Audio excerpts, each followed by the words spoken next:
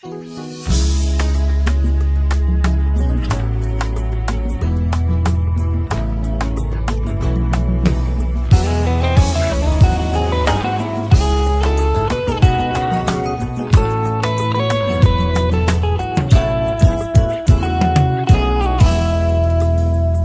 mokili eboyaka, te tango lola etatulakai. Tango mokili efingaka, te tango lola etombolaka. Nalingi Yesu, bayeba kombo ya Nzambe na ngai. Nzambe hoya benga ngai, alabanda ya.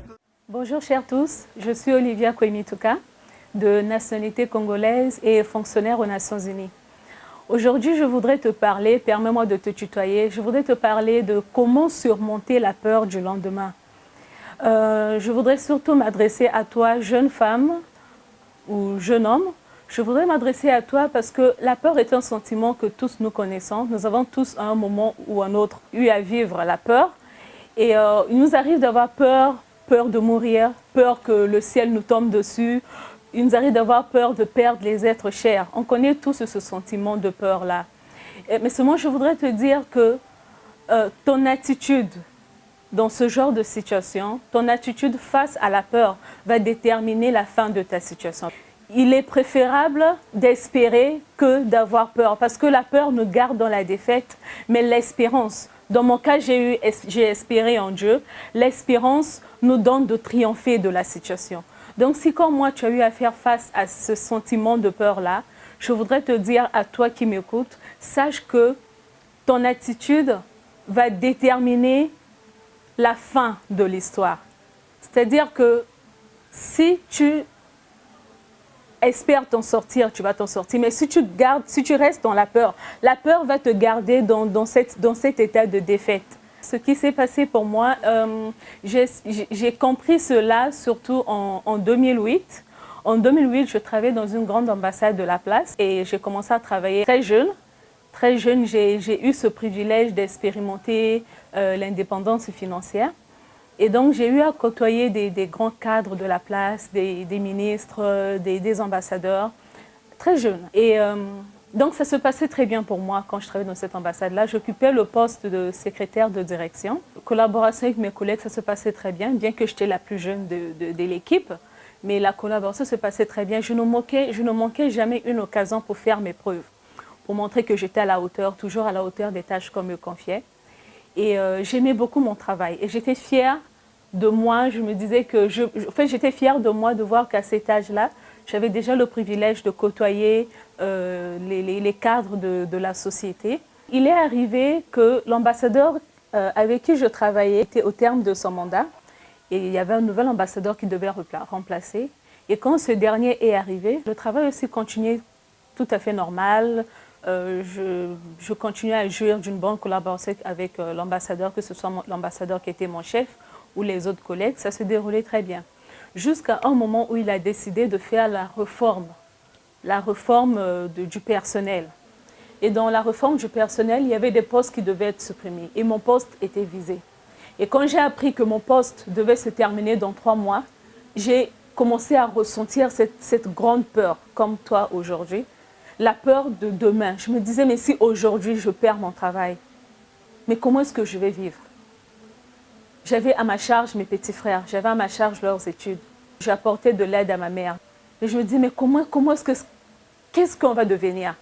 Qu'est-ce qu'on va devenir? Mais comment est-ce qu'on... Donc j'avais la peur a commencé à monter en moi. La peur de la galère, la peur de la pauvreté, la peur de se retrouver sans rien. Et donc cette peur-là a commencé à grandir en moi et ça m'emmenait à paniquer. J'ai commencé à me demander, mais comment est-ce qu'on va vivre? Comment est-ce qu'on va s'en sortir? Qu'est-ce qu'on va devenir? Et je m'enfermais dans ma chambre pour pleurer. Je ne pouvais pas donner cette nouvelle à ma mère. Je ne pouvais pas dire ça autour de moi. Je ne pouvais pas leur annoncer cette nouvelle. Et donc je m'enfermais, je gérais ça toute seule. Je me mettais à même le sol et je pleurais. Et dans mes plaintes, j'ai commencé à accuser Dieu. J'ai commencé à accuser Dieu. J'ai commencé à dire à Dieu, mais pourquoi est-ce que tu as permis ça? Mais pourquoi est-ce que tu as permis que mon poste, que je perde mon boulot? Qu'est-ce que je vais devenir? Qui va subvenir à mes besoins? En tant que jeune fille, comment est-ce que je vais m'en sortir, Seigneur? Et j'ai commencé à accuser Dieu. J'ai commencé à en vouloir à Dieu. Et un jour, pendant que je me retrouvais encore dans un pleur, pendant que je me retrouvais dans ma chambre encore en train de pleurer, en train de me lamenter, le Seigneur a fait monter une pensée dans mon cœur. Et cette pensée, cette voix-là disait, change ton attitude et je changerai ta situation. Je n'ai pas compris ce que ça voulait dire, mais je savais que ça ne pouvait pas venir de moi. Parce qu'en ce moment-là, je n'avais pas espoir. Je ne me voyais pas aussitôt perdre mon travail et aussitôt trouver un travail ailleurs. Je n'avais pas cette foi-là. Je me disais que non, je vais d'abord galérer. Je me disais que certainement, je ne vais plus trouver un autre emploi. Je ne sais pas pourquoi, mais je n'avais pas espoir. Et donc, quand j'ai entendu cette pensée, je savais que cette pensée ne pouvait pas venir de moi. Et je me disais, mais qu'est-ce que ça veut dire? Et donc, je suis allée prendre ma Bible. Et quand j'ai ouvert ma Bible, je suis tombée sur le psaume 34, le verset 5 à 6. Ce verset-là dit que quand on espère en Dieu, Dieu nous délivre de nos frayeurs. Et la suite dit que ceux qui tournent leur regard vers Dieu ne seront pas confondus. Leur visage ne sera pas couvert de honte. J'ai compris que c'est ce que le Seigneur voulait me faire comprendre. Que mes plaintes n'allaient pas arranger ma situation. Et c'est ce que je veux te dire aujourd'hui. Tes plaintes, cette envie de te suicider, se tourner vers la boisson, désespérer, se plaindre, ne va pas changer ta situation. Toutes ces choses ne peuvent pas changer ta situation. Les angoisses, la panique ne peuvent pas changer ta situation. Moi, c'est ce que j'avais compris. C'est ce que Dieu m'a fait comprendre à ce moment-là. Il m'a fait comprendre que mes pleurs et mes plaintes n'allaient rien changer à ma situation. Mais c'est celui qui espère en l'Éternel. C'est en espérant en l'Éternel que Dieu allait agir. Dieu n'exauce pas les plaintes, ma soeur. Mon frère, jeune femme, jeune fille, toi qui me suis en ce moment, sache que Dieu n'exauce pas les pleurs. Dieu n'exauce pas les plaintes. Dieu n'est pas avec toi quand tu essaies de te suicider, quand tu essaies de mettre fin à ta vie à cause de ce que tu traverses. Peut-être pour toi, ce n'est pas la menace de te retrouver dans la pauvreté. Peut-être pour toi, ce n'est pas la menace de perdre l'emploi. Pour toi, ça peut être autre chose. Mais pour moi, c'était ça. Mais sache que ton attitude ne peut rien changer à ta situation. Et quand j'ai compris ça, quand j'ai compris qu'il fallait plutôt que j'espère en Dieu au lieu d'accuser Dieu, quand j'ai compris qu'il fallait plutôt que j'invoque Dieu, que je parle à Dieu, que je dis à Dieu ce que je voulais qu'il fasse pour moi. Quand j'ai compris cela, j'ai arrêté de pleurer. J'ai arrêté de me plaindre.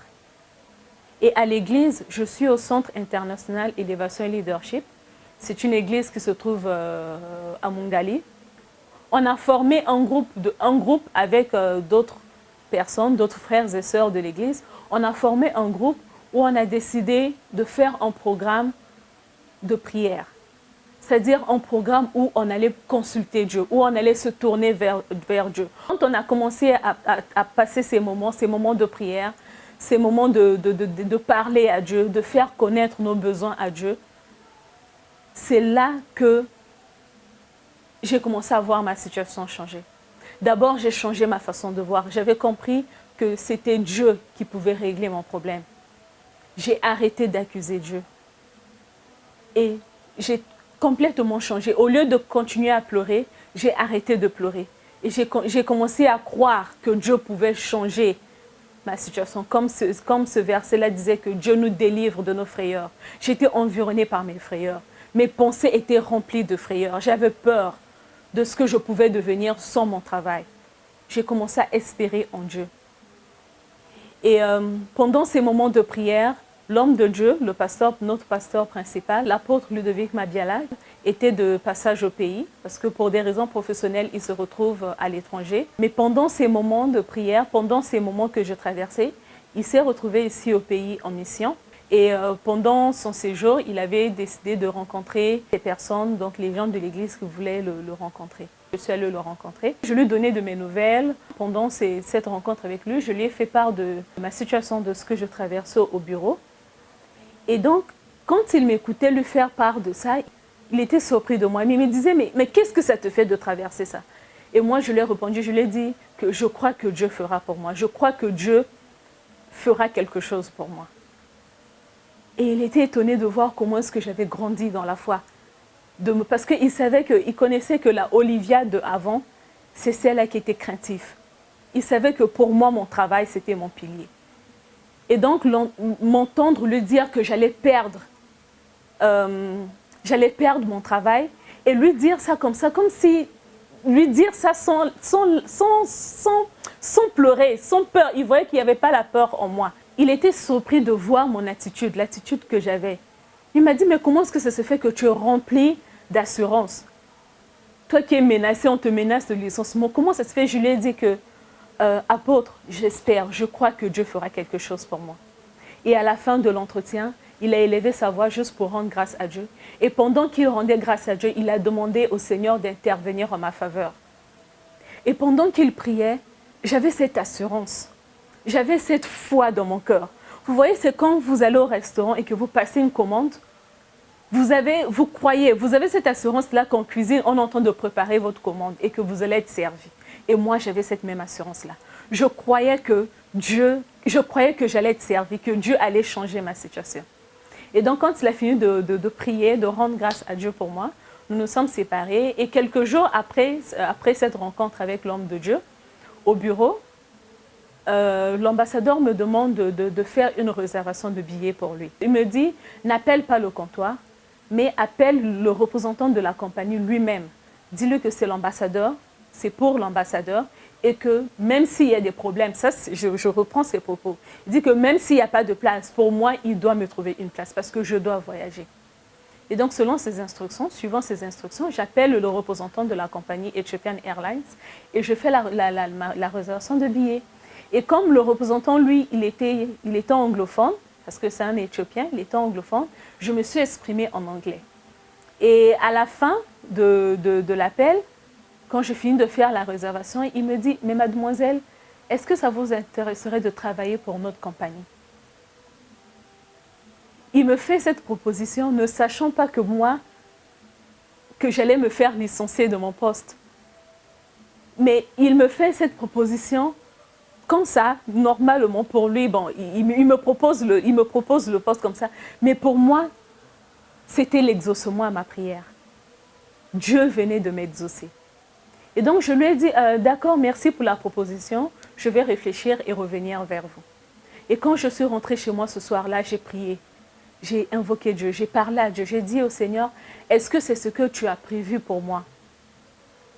Est-ce que c'est là où tu m'orientes? Mais j'avais la paix.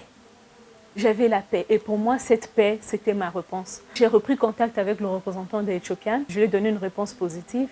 Et au lieu d'être licenciée au bout de 3 mois, c'est moi qui ai déposé ma lettre de démission.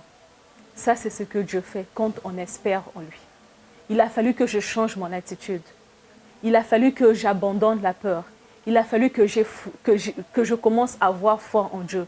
Au lieu de lever mes regards vers Dieu pour reprocher Dieu, pour accuser Dieu, j'ai plutôt levé mes regards vers Dieu pour lui dire que j'espère en toi. Et il m'a délivré de mes frayeurs.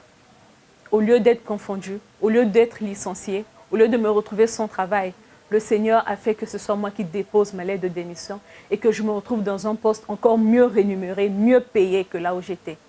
Ça, c'est ce que Dieu fait quand on espère en Dieu. C'est ce message-là que je voulais t'apporter.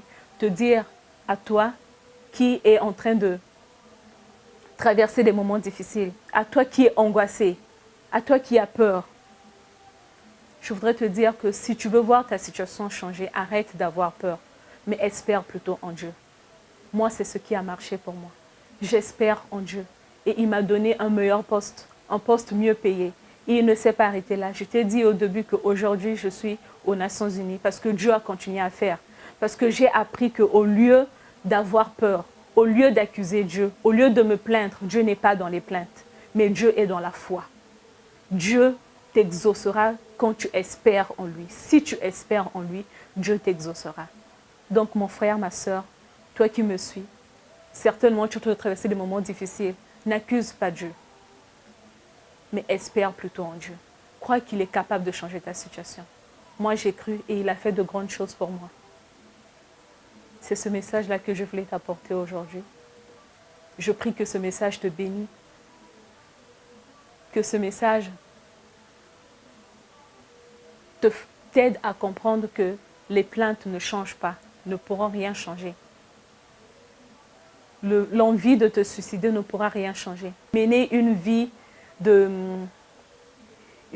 débauche, c'est-à-dire donner ton corps pour avoir de l'argent ou donner ton corps pour avoir la solution à ton problème, ne va rien changer. Au contraire, tu vas demeurer dans cette situation-là. Mais c'est quand tu vas tourner ton cœur vers Dieu, si tu comprends que c'est quand tu vas espérer en Dieu, que Dieu va t'exaucer, c'est là que tu verras ta situation changer. Je ne connais pas ta situation, mais moi je t'ai fait état de ma situation. Je t'ai dit comment est-ce que Dieu a intervenu en ma faveur. Et je crois qu'il peut aussi le faire pour toi, seulement si tu espères en lui. Merci de m'avoir suivi et que Dieu vous bénisse. Merci.